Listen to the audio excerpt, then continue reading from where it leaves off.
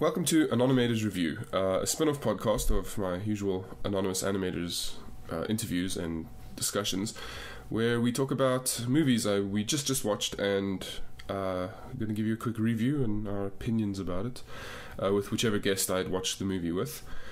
First guest is future interviewee Emily Stasser. Yay! And we're going to talk about Equestria Girls Rainbow Rocks. So first things first is just opinions. Emily, what did you think of the movie?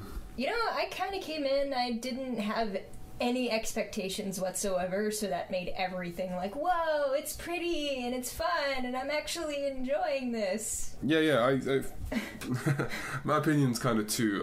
Like even with the first Equestria Girls, I didn't go in expecting too much. Not because I don't expect anything from the artists, the animators, the group, the whole DHX. They're a fantastic group of people, and a fantastic group of artists. But I didn't expect anything in the sense of what I wanted. Sure, there are things I would have liked to have seen. For example, I would have liked to have seen a movie with actual ponies. Yeah. But once you get out of the history of why the humanoid characters exist, it was actually a pleasant surprise. Well animated the first time. So the second time, even more so, I felt the budget looked to be a lot bigger. Yeah. The effects were a lot nicer. They were experimenting with a lot more things. You pointed out yesterday the 3D effect. Well, yeah, because the thing about Flash is you can't really get the rotations. I know I've animated rotations in Harmony. It's like you can't really do that with Flash. You can try. It's just a hassle. It's a lot smoother on Harmony. Yeah. So I felt like the rotations of the characters felt like it was done in Harmony. So it looks like they upped not only the budget but the program. So. Yeah. So I'm not 100% sure what program they used for Equestria Girls, but I do believe it's Harmony. Mm-hmm. At least I don't think it's Flash. Yeah. Because I know that the MLP will still use Flash for now because they've got the rigs and builds and everything in there, so there's no reason to redo everything with a new program. But these are new characters, right? So Though that being said, did they then mix like the scenes where the girls are ponies and the girls are girls? Like, because I mean, obviously in post production you can be like, okay, well this one's you can just cut it up. So this is a Flash made, and this is. Did they rebuild the pony rigs anyway in Harmony for those scenes where the girls are ponies? That's a good question. I enjoyed what really got me off the bat was the visual effects of just like, I'm a sucker for sort of that clean design, flat color design, and then they animated those things really. The whole intro sequence was done really well. I really liked how to sort of like the slow jump motions, or when a character moves, and then like the way they introduced the voice actresses' names. I thought I just loved the whole intro sequence. It just was visually appealing. Yeah. Which is always something I love in this whole show, is sort of visual appealingness of everything. The music I have mixed feelings for, because as I said, I really respect Daniel Ingram and Anderson. I feel so bad for getting his name because he's also super talented. They're both really talented. I respect their musical prowess, but I didn't like the music as much. Really? Like, I could see where the appeal is, but it was, and I also again I understand who it's marketed at. I get and so this was definitely not aimed at me. I appreciate what it is, but the music didn't really. I didn't like it that much. Like I didn't hate it. I'm not like it's the worst music ever. No, that's not what I'm saying. It's just like it wouldn't appear on my iPod. Let's put it that way. No, I can totally see that too. I think there were a couple of songs that I just like genuinely enjoyed, and it was mostly like the Siren song that they did. It wasn't the Sirens, whatever, the Dazzlers, or I can't. Spoilers. No, I'm kidding. The main villains. Yeah, the main villains. The main villains, like the one where they sing in the cafeteria. I really enjoyed that. I liked a couple of the Rainbow Rocks band songs. I thought they were kind of fun. But yeah, no, I totally kind of feel like the other ones fell a little flat. See, that's where I feel a little bit different. Like, I felt okay. The main villain songs were interesting. I was like, okay, that's an interesting way to go. What always gets me in things like this, and I know it's so stupid, but when they start singing and there's like a backup band, you know, like there's this full band entourage happening in the background, you know, like this, the music was great, like especially when the villains were singing. I loved sort of like the bass lines especially, but like they don't have anybody playing, and so like I can't help it, like I get pulled out of my suspension of disbelief. Like it's like that's what pulls me out, like when I'm like, who's playing the music, and there's nobody playing the music, and then it's as I said, it's stupid. I know when I look back at myself, I'm like, why are you complaining about this? It's a freaking cartoon. But that was my sort of like, that part got to me. Yeah. But then then the other bands, you know, like the gag bands, you know, just sort of the filler bands. I like that stuff because it was all original in their own little ways. Even Snips and Snails rapped when they were rapping. As stupid as it was, it made me laugh. In which that was the point of the gag, obviously. Yeah. When the Rainbow Rocks, when they were singing and playing their instruments, I didn't like it for two reasons. One, I felt the lyrics were a bit, again, I get who the lyrics are for. They're not for me. That doesn't mean that they're not, you know, like I listen to them and it's like, hey, I'm cool and awesome, and you're cool and awesome, and we're friends. Well, and it's like, well, that was like, wait, were we talking about the Rainbow Dash one where she ticks everybody off because she's like... Well, a combination of all the songs, but you get my point is, like, the lyrics are so, you know, like when the villains are singing, I like their lyrics. They're like, you know, oh, we're gonna get you to do what we want. And maybe sinister, sure, but the lyrics felt a little bit more, you know, the lyrics were more interesting. Whereas when the girls were singing, you know, like in their band, it felt like it was written like a 12-year-old would write songs, you know, like, you get what I was like? I mean, again, I don't want to insult, not that Daniel Ingram would ever listen to this, I don't want to insult Daniel Ingram because I do think he's a fantastic writer and I get why he wrote the songs that particular way. I didn't enjoy them. That's what I'm saying. It's like, it's obviously not aimed at me, so there's no loss there. Hey, disclaimer, I like poppy pop songs, so I mean, I'm no Justin Bieber fan, but I mean, I've shown you 18s and Steps and like, you know, those old school 90s. I still have them on my iPod. But that's what it reminds me of. It reminds me of sort of that 80s, 90s music where, you know, like they were trying to get kids like off the drugs, right? So then they would like, hey, don't do drugs, they're bad for you, do. And you're like, okay, I guess that's not, you know, you're following a very simple rhythm and you're adding the music. However, like if you took the lyrics out, I think I'd like the music a lot more, because Daniel knows how to write pop music. He knows how to write ear-fetching music. There's no doubt about that. Like, and then the Anderson guy.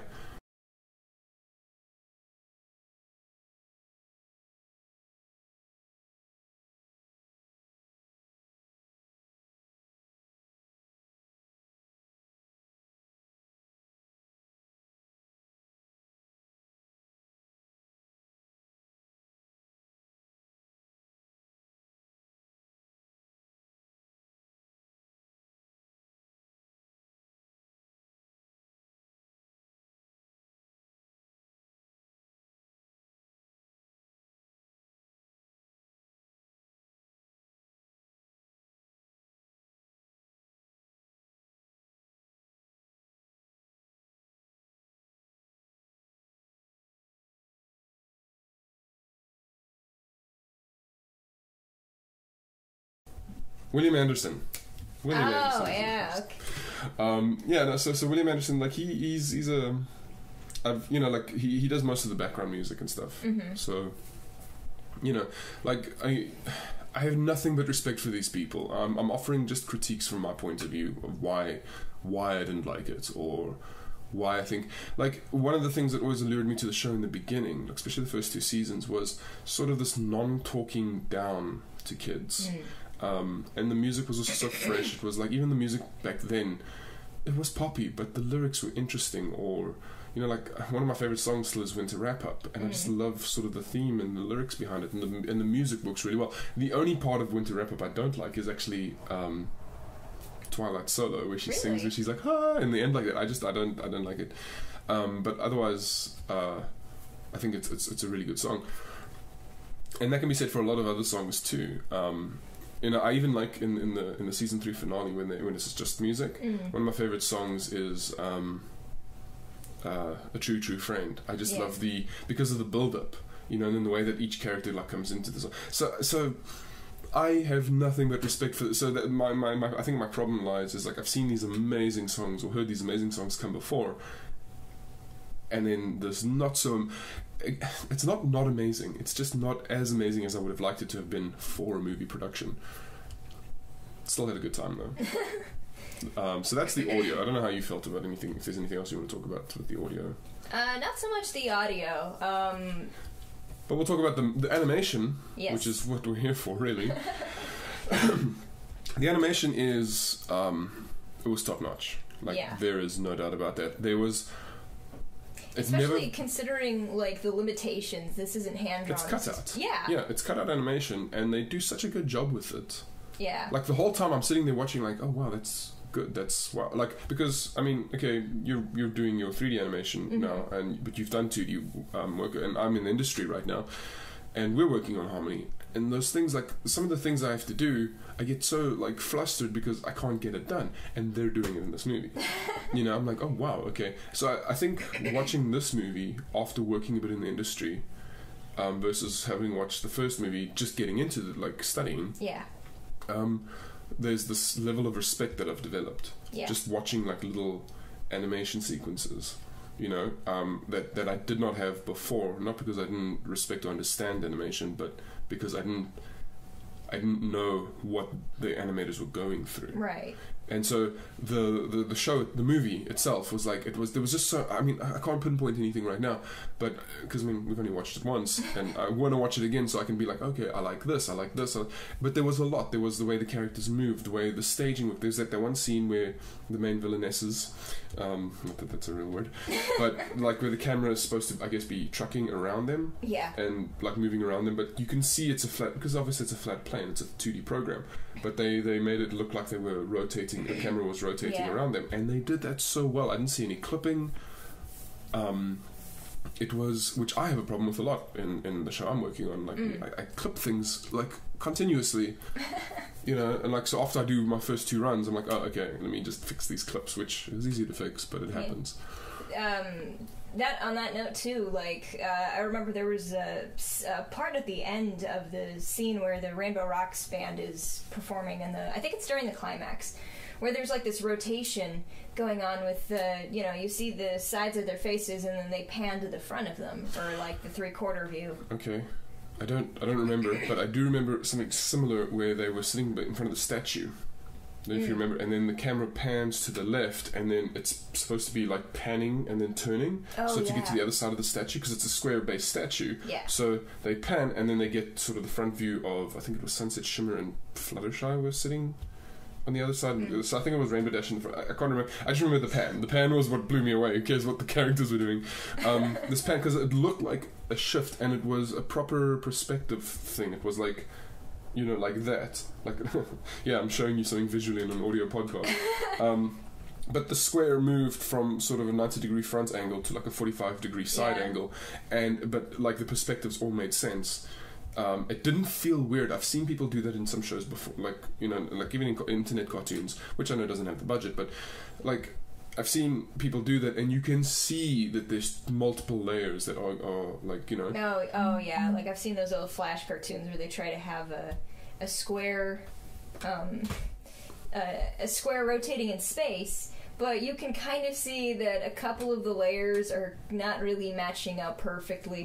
But that's why I think it was done in Harmony, because I remember one of your previous guests, Liz, she was playing around with Harmony when we were still students, and she actually put some stuff on the, apparently it's called a Z plane in Canada, I'm from the States, so it's a Z plane where I'm from. We call it Z too. Okay, everywhere except America. Surprise.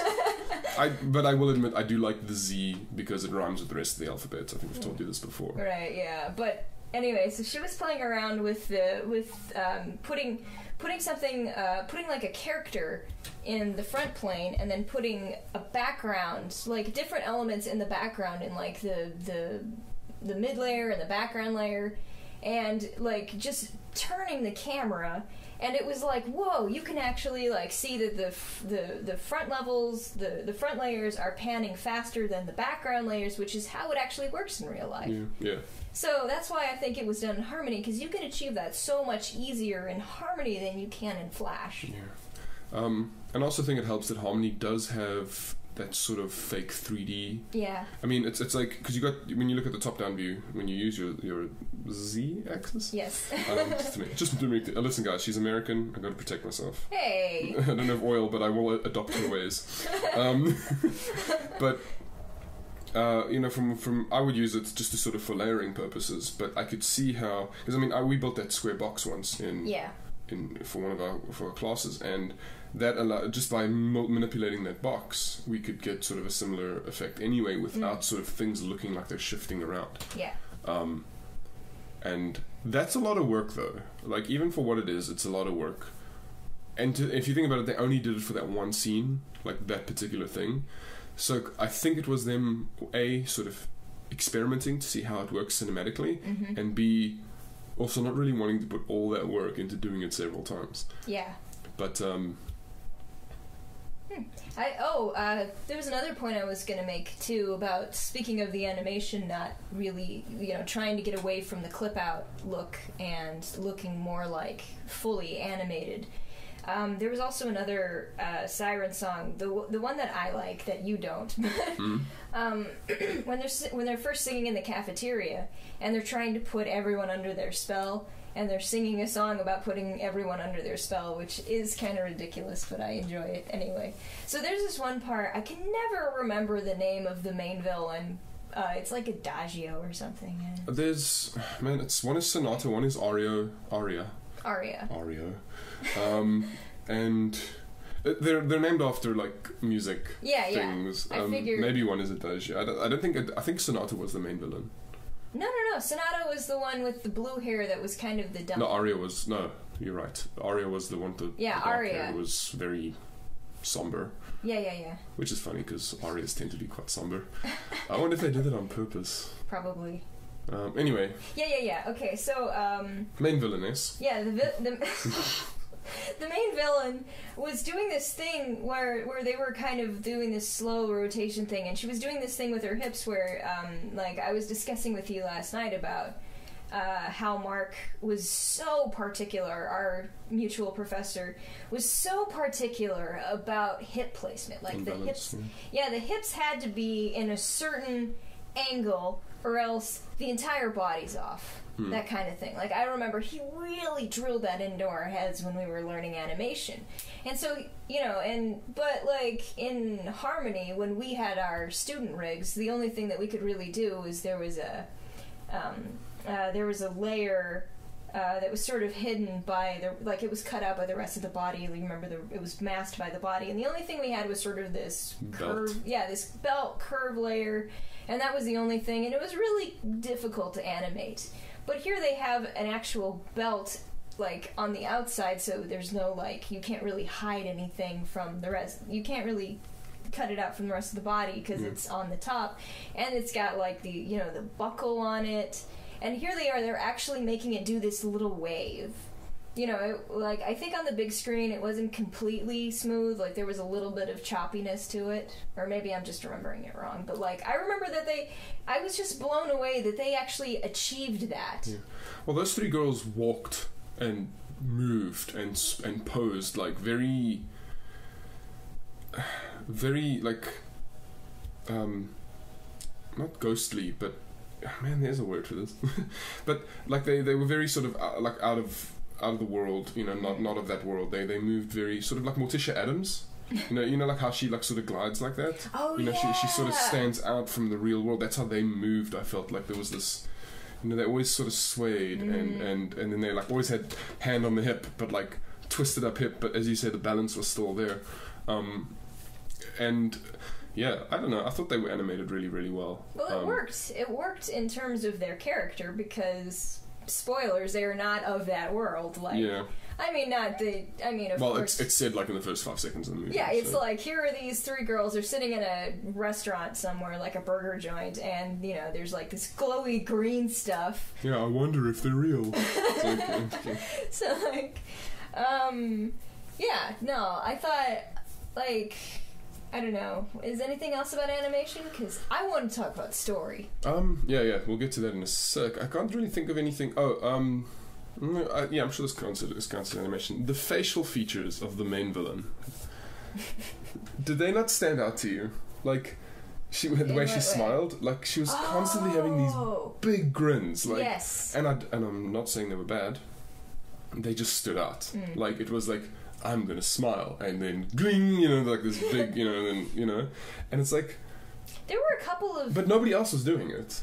Well, there were a couple of expressions. I think it was pretty much done by the same animator. Like, I remember there was this one. I don't remember what which character it was, but there was this other character who was doing this like face, but it was like really cartoony and exaggerated. I don't remember what part it was, but I think there was a couple of them. But it was definitely mostly the main villain who would do these like just a lot of like. But the thing is, like, it didn't reflect in her eyes. You know what I mean? There was just something. There was like, it wasn't bad. It did what it had to do. I get like the reaction that you know, like, oh, I'm smiling, look how evil I am. I get that. It's just there was something in her eyes that didn't match her mouth. You know, like there was, and look, I'm not saying I'm any better because I have a problem with that all the time in the show I'm working on, because we're very limited with our mouths that we have. We're quite like, not very. They're actually very generous with the mouths. You know, there's like 4 different like levels of openness with like smile, neutral, and sad. Yeah. And then there's also like closed mouths. You know, it's. There's a lot of mouths, but every now and then I want to like stretch a mouth out and be like, you know, like just make it like really open, but I can't because it's not there, and I don't have the time now because we're really on a tight deadline right now. I don't have the time to. Well, I don't. No, hon. But don't have the time to mess around and just add like the cut out layers and everything, and it's probably not that much work. I just don't have time to mess around, so I'd rather just sort of twist and bend what we do have. It's so much easier throwing a quad map on than sort of redrawing a bunch of stuff, but I think we're getting to the point where we might be getting more time. That's not the point right now. Yes. And then background characters, let's just get that out of the way. There's some really there were a lot of great shout outs to the show. Okay, so we're going to start, after this we're going to review the movie. So there will be spoilers. Okay. So anybody who hasn't seen the movie, which, you know, whatever, there's going to be spoilers. And for those who don't care, you just want to hear our lovely voices, we're going to continue from now on. Or you're never going to see this movie and you don't care. Yeah, it doesn't matter. If you just care for our opinion. I'm surprised if you don't want to watch this movie and you're listening to this. But anyway, so...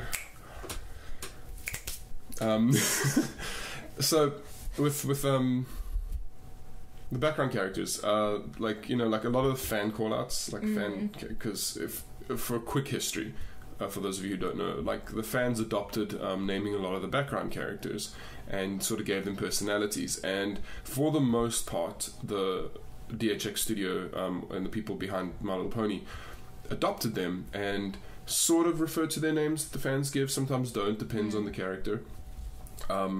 Snowflake, for example, the big muscle-bound guy. Yeah. I think he was called Bulk Biceps. I'm not sure who called who what. I think he's called Bulk Biceps by the show, but Snowflake was his funny name from the fans. Okay. Where, you know, then like Octavia. I know what you want to talk about, though. I know. I just realized. I was about to say it. Now I know what you want to talk about. Go ahead. Okay, so everyone who loves Octavia, I'm a huge fan of Vinyl Scratch, DJ Pawn 3, whatever. Like, and I also love like the little, especially between the fans, the little relationship between Octavia and Vinyl Scratch. I freaking love that, man. And so, like, and I remember. Okay, it should also be mentioned that we were like. we were like, of the audience that we went with, there were like 6 kids. Yeah. And so it was just basically there was like 1% kids. Yeah, and it was like a room full of bronies, and like I remember when so Octavia talks, that's the big reveal, and I remember the entire theater just like this uproar of she talked, like just it was like derpy hooves all over again. Yeah, it was just like, oh my god, she talked. Yeah. It's I'm keen to see. Actually, I should look at what fires that started within the fandom, because it was very quick. She just says like one line and then gone, and it was like, okay, it didn't sound, because a lot of fans will know she in the fandom she's got a British voice, like or a British tinge to her voice, which makes sense because plays cello in the little Whereas this one was a very American sounding voice, American Canadian. Which is like, it's not like you can't find British people in BC. Yeah, but I'm not saying it's a bad thing. I've always liked what they've tried to do in the sense of, okay, we'll take the fan stuff and then we'll make it our own. Yeah. Because there's also some level of lawyer nonsense that goes along. You can't take fan stuff and put it in the movie without paying the fans, because it gets very icky with law stuff. That's why there's a lot of anger, and a lot of people don't know that. I didn't. Yeah, like the whole Dr. Who's thing. That's surprising that got approved, because A, it was a fan name, and B, it's a Doctor Who reference, like a blatant Doctor Who reference. Like Hooves is spelled Hooves, whereas Doctor Who is WHO. So that's really, a spelling thing, and it could be fall under there's like a parody clause. Yeah, but at the same time, you have to be so careful with that type of stuff, especially when you're making money. Like, parody is all fine and well when it's free, or if you're just sort of making fun of the whole thing. But when you're actually selling the character called Doctor Who's as a toy, it gets tricky, right? Yeah. Oh, he didn't make an appearance. Was he in the background at all? I don't think he was. Oh, no, he wasn't in the background either. That reminds me of a comic I once read where when Twilight first appears in the girls' school, and he's like, okay, there's Bon, there's so-and-so, there's whoever. Who's that? And it's Dr. Who's, but he's dressed as the 4th Doctor. And she's like, oh, that's Dr. Who's. And she's like, oh no, sorry, that's Time Turner. And she's like, oh, I imagined him differently. Because obviously the Doctor Who's we know is like based on the 10th Doctor, right? But the 4th Doctor running around, like, I laughed because I was like, oh, and plus the 4th Doctor is your favorite. Yeah, so. well, I do love the 4th Doctor. Anyway. I know, it's fine. You can like the 4th one. And then, of course, there was the Bon and Lyra. Yes! Where they're playing piano. Yes. And they're smushing up against each other like they're not friends. I know, like that was another thing that was sort of like, you hear this quiet like, oh, from the audience, because it was like... Yeah, because everyone's like, did they just do that? They ship them! No! So it was like, I wonder... Because I also wonder who's working on this project, like if it's the original team from the show, or if there's a movie team and a show team, and then the movie team is a little bit... Like, I'm not saying either team's not, but like... Because I've met some people who've worked on the show that aren't bronies at all. They're like, oh, we just do what we want and we animate in happy days. But then I think that there has to be some bronies in the staff. I'd imagine a few of them they squeak in. Yeah. I do know a while ago there was a big problem with OCs in the show. Really? Don't know if you heard about this. What happened? Well, Hollis was telling us about it. And Walker as well. Hopefully future guest Walker, and hopefully future guest... Hollis. Hollis is funny. He's a great guy. Yeah, we like Hollis. You get a couple of beers in him, see what happens. He apparently gets a little loose-lipped. Yeah, he's funny. Side podcast. Yeah, well... Drunk Anonymous Animators. There we go. Jeez, 4 podcasts. Here we come. Anyway, so... they were saying what happened was, a while ago, Sabrina Abighetti, she's one of the storyboard artists, she... saw one of the pony designs that looked like her OC. So she asked if they could just change her flank. You know, the tramp stamp, what do you call it, the cutie mark? Yes. It's not a tramp stamp. Whatever, you know what I meant. That's offensive. Whatever. It's the pony butt stamp. Anyway, so she asked if they could just change the logo, because she looks pretty much like, and then the colour scheme, and so happy days. And then after that happened, a lot of builders and Animators started trying to sneak their characters in the background. Oh, really? Yeah, like they would bring their characters in and do it, and it got noticed and immediately stopped. Like it was like, no, it didn't happen anymore. Now, like there's a lot more rigorous keeping track of that. So I do know that there was this one character in the last season, but I think it was like from the Make-A-Wish Foundation. Are you talking about the guy with a weird steampunky wheelchair thing? Yeah. No, that was a fan. A fan won a competition or something. And was it a competition? I thought it was like a Make-A-Wish. Maybe no. I think you're right. Anyway, we're not here to talk about that history. was why he's in the wheelchair. Yeah, it was something like I know he helped with the design or something, or maybe he passed away. I can't remember. That's not. Let me make sure. I don't remember. I don't want to talk about something I'm not too sure about. Right. But yeah, I do remember that character was definitely an OC brought in. But that's different from bringing in an OC as a Make-A-Wish thing versus you and I sitting there and sneaking in our characters that haven't been pre-approved design-wise, because it gets dangerous. Because again, the law steps in with its heavy boots and goes, "That's my character. You owe me money because you made money off my character." And it's like, oh, come on, man. Now everything's ruined for everybody.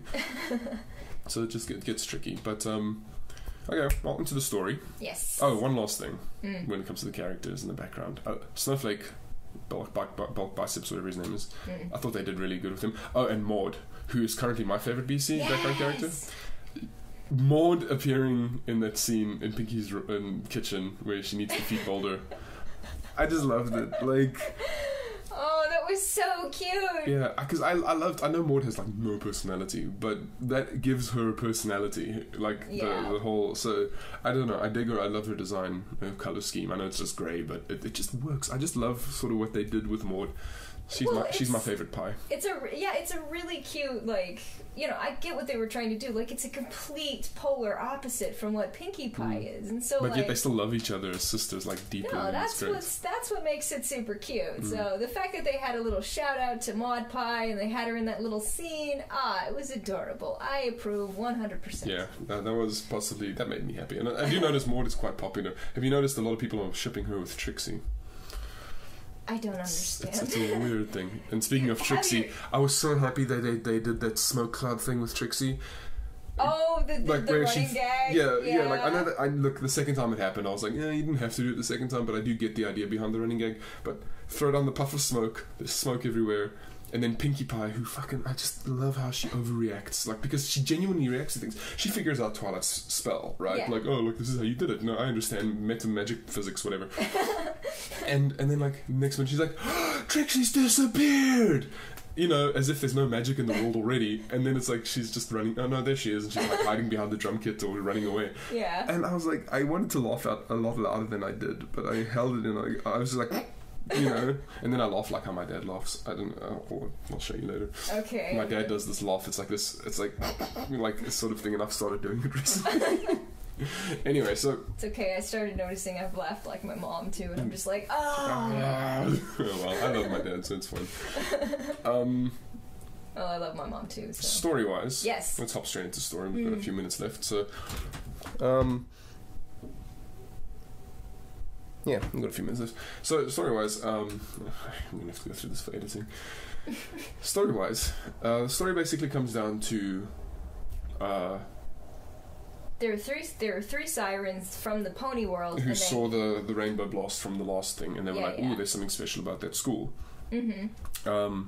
So they get we're going to get our magic from them. Yeah. So I'm not sure what the time delay is between 1 and 2.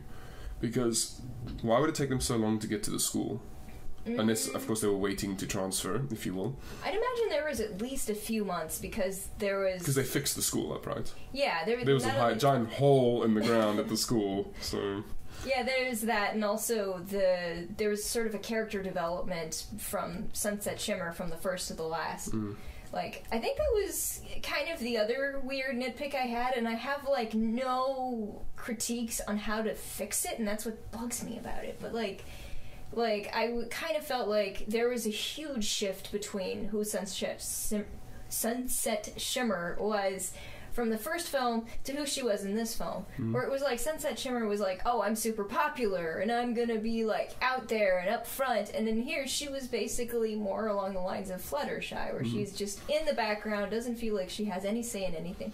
Like, I get it, but I feel like maybe it was just because there was a few months delay and we just didn't see it. You know what I think it is? I have no problem with it because I understand how it ended, like the first one. Yeah. Where she got blasted with that friendship ray, weaponized friendship. And I think from that blast, it wasn't out of fear. It was, I think she realized what friendship and that whole the love of friendship is. Like, that's how I saw it. So she felt from that blast, like, oh, you can do it differently. You can actually make friends rather than forcing people to hate you. So that switched her around. It's like those people like who convert to Christianity or break away from Christianity, like, or whatever, break away from their religion. It's like something clicks in your brain and you just completely either drop it or completely absorb it. Oh, that's a good point. I never thought of so that. So that's how I sort of took that's how I took Sunset Shimmers. I do see she doesn't want to step on toes. So maybe she's a bit more skittish in that regard. I can understand her not wanting to step on toes, especially since they constantly refer to her, that one time at the school when that you demon completely destroyed everything. Yeah, and she's like, and I mean, you can kind of see the progression where she's at first like, oh, no offense taken, and then she gets really like genuinely upset about it. Like, and then she laughs about it, and then she's like, I'm used to it, I suppose. Yeah. It's like, so there was a nice little transition. But there were so many things that there were so many tropes they could have used in the sense of like, oh, look at Sunset Shimmer, blah blah blah, look at her, whatever, and then she becomes evil again for a few seconds. Like the bad guys could have gotten her on her side, you know how the magic works here or something, but that never happened. They were like, she was like genuinely concerned for her new friends constantly, and I thought that was also nice. That was what I loved about the original series, the first two seasons so much. Was the original take on sort of set stories. There was a lot. I mean, again, the story's not complex, Battle of the Bands. Jumping back to the Battle of the Bands, there was another visual effects thing that I really loved during where the bands were kicking each other off. Like so when especially during like heavy beats on the music, like, and then the other band would get like knocked off. But what not only that was the visual thing I loved, but I also loved like the animation to it. Like when you would watch the one band doing their thing, and they were all unique. Like all the little animations of a band, like Snips and Snarls doing their like just their silhouette of a rap, and getting knocked off. And I thought it was done really, really well. Graphic design wise, the logos were also really awesome. Anyway, yes. So big bads come to school, somehow manage to convince the teachers, like Princess Celestia and Principal Celestia, the principal, and Vice Principal, that they get. But like also the way I see it is like those characters, they're not magic, right? Yeah. They're humans, I guess, and so they were easily influenced by magic. So I had no problem with that really. But wasn't there also a thing in the end of the first one where it sort of hinted that Principal Celestia kind of knew? Or am I remembering that wrong? I don't remember. Or maybe it was. I don't remember. Yeah, I don't. That doesn't ring a bell to me at all. Okay, maybe we should have watched the first one before going to see this one. But yeah, so then the whole I was also very impressed with how the concept, the MacGuffin that connected Sunset Shimmer to Twilight, that sort of magic book, cell phone book, that was text great. message. Oh, that was so cute. The book vibrating. Okay, so I guess we should explain for those who haven't seen it yet. There's like a book that Sunset Shimmer had when she was still a student under Princess Celestia. The pony version. Yeah, the pony. Like back when she was a pony. And and like so there's like a book in which she can write a message to Princess Celestia, and it gets to her, and it gets transferred to this other book. And so somehow Twilight gets possession of it. So as she's setting up her castle in the beginning, there's like a book on top of this pile of books that starts. Ever so conveniently. Yeah, it just starts buzzing like. That was kind of like, okay, how did like Princess Celestia just saw the book and she's like, I don't need this anymore. And just it hadn't been used in a while, no, had it? I guess, yeah, but it was a little. But yeah, anyways. No, look, it was all very convenient. I mean, even the guy who's bringing the books, he's like, where do you want these books? And he's like, I'll just put them over there. It's like, even the one that's vibrating? It's like, what do you mean? It's like, I guess I understand that, like, they just didn't have time to really. Yeah, you can either go on a whole adventure of like, whoa, where's this book, and like nothing happens, or you can progress the story. And yeah, because both the beginning. They did it cleverly. Like they did it in a very clever way, I thought. Like yeah, and like in like a humorous kind of way, so it was like you didn't mind it. We're a little self-aware, but not so much that it sort of breaks the fourth wall. Yeah. I did kind of feel like the beginning and the ending was a little bit rushed. Like the middle was very nicely paced to me, but with the beginning and the end, and I kind of feel that way with, I've discussed with another friend of mine, who we often discuss that sometimes it always feels like in the show the endings are a bit rushed, you know, where the beginning is really nicely set up and then it was like, oh, shit, we have to, we have to end it, so let's just, here. Solution, done. Yeah, I kind of felt like that with this movie, where the beginning and the ending was a little bit like, okay, let's just get right into it, and everything happens, and we're done. Yeah. The movie actually was a lot better paced. Yeah. I felt the second one, at least. The first one, I do remember being a bit like, the pacing was a bit odd. But you know, the thing is, I can't say giving them extra episodes to solve that would help, because often we give them like, there will be like a 2-parter or whatever, and you'd be like, oh, that would be better if it was a 3-parter. And it's like, I think they get too excited or ambitious sometimes, the writers. I don't know. There are a couple of episodes I feel, you know, we're both pony fans, so yeah. As if you couldn't tell already. Yeah. Okay, so then adventure continues. The evil girls are getting their way. The other girls have still magic when they play music. I never saw the spots. I only saw the one where Rainbow Dash gets her guitar. There's spots where, and I think the one where Pinkie Pie gets a drum kit. There's ones where the transitional, like the little shorts that they did. Yeah. I only saw the one with Vinyl Scratch and like one other one. Okay. So I completely. The only reason I watched it with Vinyl Scratch is because I think a friend of mine was like, "Hey, you really like Vinyl Scratch? Check out this short." And it was like this dubstep thing, and I was like, "Yeah, Vinyl Scratch." Yeah. I know Daniel's got like a very soft spot for dubstep. Like I remember when he when fans started mixing the music, and then he was like, oh, he loves all the remixes, and then like in the first movie where that whole intro is like dubstep, and you're like, okay, well done, Daniel. Very good. Hey, I love it when creativities mix. Yeah, well, I love it when artists also kind of get out of their comfort zone and try something new. You know? I always appreciate that, even if it doesn't work. I appreciate that they tried. That's just me. I agree with you. You're looking at me like, well, I can think of one thing where they shouldn't have tried something new. It's just my brain went to a weird place, and I don't know if I should tell you. I was looking at my Doctor Who book over there, my Adventures in Time and Space, and I see Matt Smith, RP. And I remember the John where he has the giant cardboard cutout of Matt Smith and he cuts the head off, but he's like, "You did this to me, Matt Smith, you did this to me." And that's what I was thinking while you were talking. That was just, you know what, I'm gonna hide this so you don't think of that anymore. So I thought if I stared at you like in the eyes, like I'd be like, yeah, no, I'm very thoughtful right now. Meanwhile in my head I'm just thinking, you did this.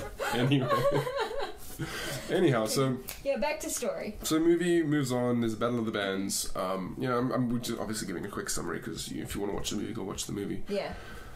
But highlights of the movie to me were the girls not taking over the school. Like those three girls, they weren't taking over the school. They were using the sure, they used a little bit of magic to get a lot of their ways, but to turn the school against itself like they did, and not be like, oh, now we're the popular girls. That I thought was a nice. There were so many tropes they could have fallen into that they didn't. Watching the whole movie, I'm like, oh, there's a trope they avoid. There's a trope. Like, what does that say about me as a moviegoer? That I'm waiting for tropes. What does that say about the movie industry? We're sitting there like, okay, this trope can happen, this trope can happen, this trope can happen, and none of them happen. And then I'm so impressed with the film. A film about teenage girls making music, right? That's what it is. That's what the film is, and I'm impressed with this movie. With both movies, I kind of feel like, okay, we're gonna take this usual, like, stereotypical, okay, it's a film about high school girls, it's gonna be targeted to smaller girls, like, because usually, I don't know, not that I've seen a lot of them, but it always kind of feels like, for me, they're so bland. You see the previews of it and it's just like, why? Okay, I get it, you're here to make money. But I don't know, for me it was like, I loved that in both films they really kept true to the friendship is magic theme of it.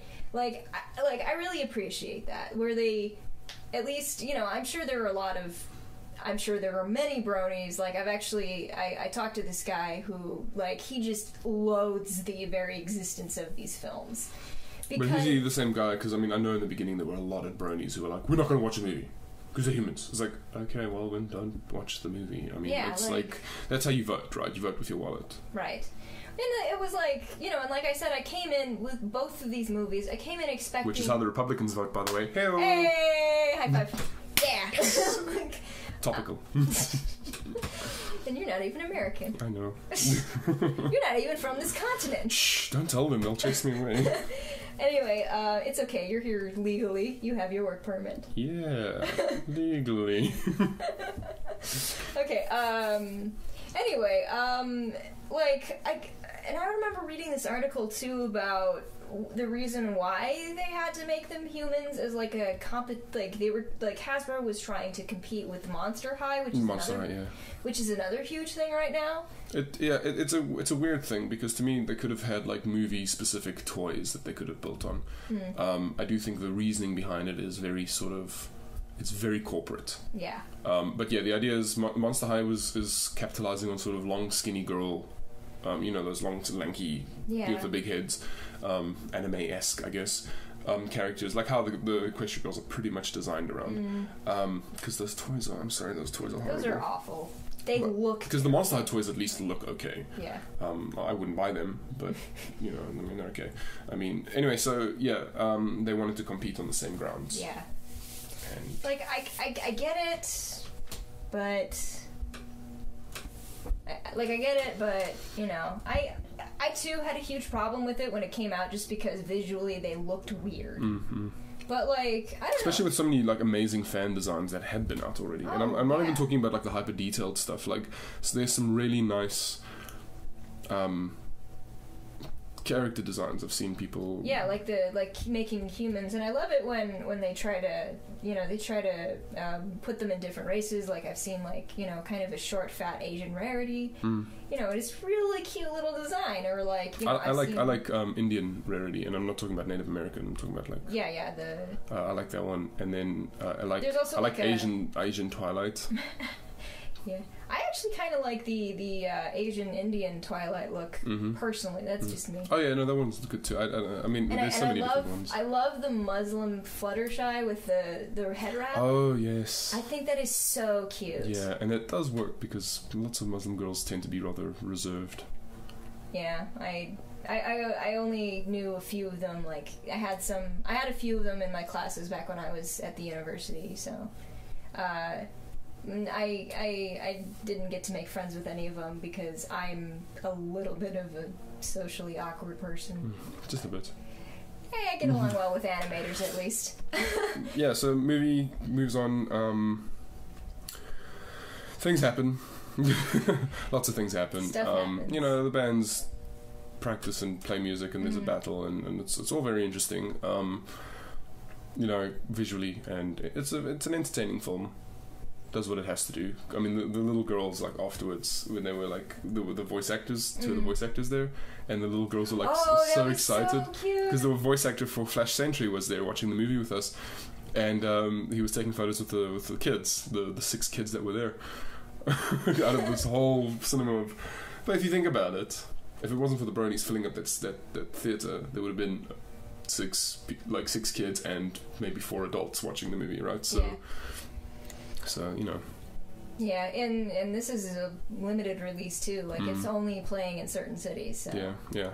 And it's only playing for, like, that one day, too. So. 11:15, what the heck. But, yeah, so, then there's usually, like, the Act 2 breakdown of the characters, like, not, because obviously the girls, like, start fighting and everything, but it's resolved relatively quickly. In a good way, because I was also worried they were going to do the whole... episode 2 starter or season 2 starter where the girls like, oh, we don't like each other anymore. They were just arguing, and I thought that was a nice touch that it didn't actually destroy the friendship. They were just voicing their opinions. Yeah, which I really appreciate when they do that. Like, usually that kind of comes off as You know, and it's so hard to do that without them being catty. You know, because that's a really easy trope to fall into if you make a movie about teenage girls, is that they end up fighting and it's about stupid stuff and they come off as really catty, and it just, like, it feels... Yeah. What's nice about it, also, I think, when you bring it back to the real world, is it shows that friends can fight. Yeah. Because I do think, and maybe with girls especially, you're told that you have to be best friends forever and love each other with all your heart, and that's how it has to be, and even though she said something that annoys you and picks away at your brain and makes you angry, you must smile and be friends. And that's not in this. Yeah. This is like, look, you guys are going to fight. People fight because everyone's got a different opinion about everything. But you're friends. Yeah. There's a reason why you're friends. It's because there are things that you do have in common. There are reasons why you're friends. And so don't worry about fighting. Let the fight happen. Get it out of your system, and then just go and live on with your lifestyle. And I think that's, like, you know, if we're gonna remember our target audience, I think that's a really important thing to teach little girls, because it's not, because, like, friendship is not just about all the good times. There's the bad stuff too, and that's with any relationship that you get into, whether it's a friendship or a romantic relationship, relationships with your family. You're gonna fight. Like, it's just this inevitability about life. And so the way that they did it, where it's like, yes, we fought, and then, you know, okay, well, we're still friends, so let's try to find common ground. It wasn't like a story point. It was, oh, they're just sort of getting angry. And I mean, of course, the story point was where they were arguing with each other, and then their magic was being absorbed. But that's a whole different element of, because that's how the big bads, like, absorb power, is by making people angry with each other. But it was still... It was resolved well, even though quickly. It was resolved well because it was trivial. Yes. Like, you know what I mean? It wasn't something. Oh, look, what my opinion was trivial. Like for the girls, it was the fight was trivial. They needed to get it out of their system because things were building up throughout the show or the movie, and then they resolved it because they realized they were sort of acting a bit crazy. Yeah. And it's okay to get angry. Especially it's okay to let out those anger issues, especially when they're all under this huge pressure. Like, they're all very aware that, oh, there's these 3 sirens in the school, and we need to figure out how to resolve them. The other important thing that I wanted to bring up too was I love that, you know, Princess Twilight was, like, expected to resolve it. Yeah, she was expected to resolve everything. Like, she was specifically given the task, write a counterspell song and then everything will be better. But she can't really write spells. Like, that's not her forte. But everyone expects her to, because, oh, you're Princess Twilight. You're the princess of friendship. Yeah, therefore, you should... And she gets, like, really wrapped up in, like, she just gets so stressed out. You know, and poor Sunset Shimmer, like, she sees everything happening, but she's like, I don't feel like I'm in the right place because of all these terrible things that I've done, so I don't want to say anything. You know, I don't know. Like, I think that... No, that was awesome to me, too. I like that Twilight couldn't save the day. Yeah. Like, obviously the day got saved, you know, and there was no bad ending, but it was... Because a lot of especially the last 2 seasons, season 3 and season 4 at this point, she saves the day, like, just... Yay, it's done. Twilight's here to save the day. Woo! You know, it's like, okay, I guess that's what's happening. But there was, like, here it was like, oh, I can't do it. I need help from people who... And the thing is, it's also to make a point, like, those girls could have probably saved the day anyway without Twilight coming in, because they had the magic, they just didn't know how to use it, right? Yeah. And I thought, yes, I agree, that was done really, really well. Again, another trope completely avoided, where the hero comes in, saves the day with their superpower. Right. And she was completely out of her element, too. So it was like, here she was still doing the thing with where she was writing using her mouth? Yeah, writing using her mouth, and doing this thing where she's, like, with her hands, where she still had hooves. And that was always background stuff, too. Did you notice it was like, she was just standing, like, talking to them, like... Not even when the camera, or when, you know, the focus is on her. Like, so she retracts her hands into, like, look like she has, like, hooves, like, you know, like how a horse would, or how a person would pretend to be a horse. You know? And then, like, that's how she's standing, and she'll be standing there just sometimes, like, and then she'll, like, notice, and then she'll lower her hands or whatever. And I was like, oh, that's so clever. No, like, just little things, and all these tropes avoided, just wrapped up into a nice little bow. I think it could be a good movie to non-bronies if, you know, like animation fans and non-bronies, if they'd be willing to give it a chance. I think this one worked really well. Yeah. It was like, it's not the most amazing magical movie that I've ever seen, but I think for what it was really well done. Look, it's no Last Unicorn. Yes. But it's definitely... It's fun. It's fun. It's cute. It's colorful. It won't be put into the... into any main collections, I think. Yeah. I think there will be fans who will buy the Blu-ray. I think there'll be people who buy the electronic version. The digital download. Yeah, the digital download. Yeah. And I think it worked. It was fun. I'll watch it one more time, I think.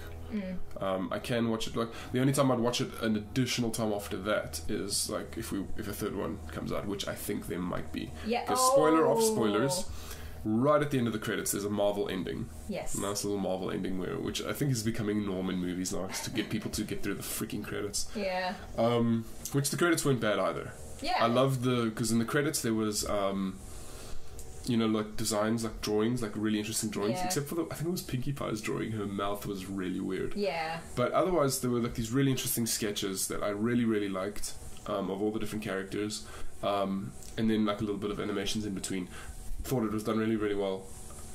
It was sort of a weird buffer because they did just sort of like, you know, end notes, stop, movie's done, and it was like, what? Yeah. So then the credits happened, and then right at the end, there's this little bonus thing where Twilight. The actual human Twilight. Yes. Is look, there's something weird happening at that school. She's busy monitoring the magic output or something. I don't know what she's a scientist in this as well, and she's got her little dog Spike, which is an actual dog. Yeah. So that was interesting. You know, very sort of Marvel adventure. Like, oh, we found Captain America's shield. Okay, I'm gonna move, like, the end. It's like, okay. Which I will say, that was the only thing that drove me crazy throughout the first film, was the fact that it was like, okay, so if there's human versions of all the ponies, where's the human version of Twilight? Well, I've given my theory on that, right? My theory is that Twilight, the human Twilight, didn't pursue the path of friendship. Yeah. She didn't have the Princess Celestia, because remember, it's Principal Celestia already at that school. Yes. So she didn't have the Princess Celestia sending Twilight to go make friends in Ponyville. So they're all there at this other school, and Twilight's by herself somewhere else. So she's still, that human Twilight is still like the social outcast that was Twilight before season 1. You know, the bookworm. Which makes sense. Yeah.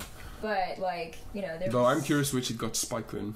Because she got Spike, the Pony Twilight got Spike from Princess Celestia. Oh. So, continuity errors, whatever. So, I don't know. What's your opinion on the movie? What rating system do you want to give it? Rating system? Let's give it out of 4 stars. Four unicorn horns. I don't know. I'm really easy to please. Like, you know, it's like, I don't know. I guess I don't know, maybe 2.5, maybe. 2.5, okay. Yeah, kind of like so two unicorn horns and like a little baby, like a baby unicorn horn. Yeah, a baby unicorn horn. Okay, I pretty much give it the same. I give it 2 unicorn horns, but the second unicorn horn is like shooting magic off of it. Like, meaning, like, I enjoy the movie, 50%, because happy days, had a great time, but that little burst of magic is like, I had fun. Yeah. Right, so that's sort of my review. 2 unicorn horns out of 4. Yeah. With 1 unicorn exploding all over your face. Dang it, Wesley. Okay, so thanks, Emily, for chatting with me. Hey, no problem. I enjoyed it. And let's go see the third one together. Yes, and you guys should go watch it if you're bronies. If not, you should go do something else. And bye-bye.